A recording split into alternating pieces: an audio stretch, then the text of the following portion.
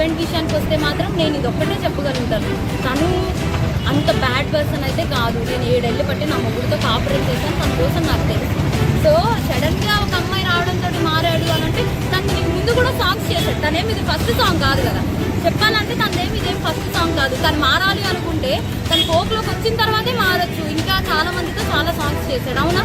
అప్పుడు మారని ఇప్పుడు ఎందుకు మారాడు? సో ఇక్కడ క్లియర్గా అర్థమవుతుంది కదా ఎవరి హ్యాండ్ ఎట్లా ఉంది అన్నది. వాళ్ళతో మారండి వీళ్ళతో మారుతున్నారంటే ఎందుకు అంటే ఇప్పుడు వైష్ణవి, సోని ఇట్లా చాలా మంది అమ్మాయిలు ఉన్నారు. అసలు ఎంత క్యూట్, ఎంత మంచి వాళ్ళైతే అసలు ఇలాంటి వాళ్ళు కాదు కదా. ఇప్పుడు అనుకుంటే వీళ్ళందరితో కూడా పెట్టుకోవచ్చు కదా. ఆయనకి 50 సాంగ్స్ పైన ఉంటాయి.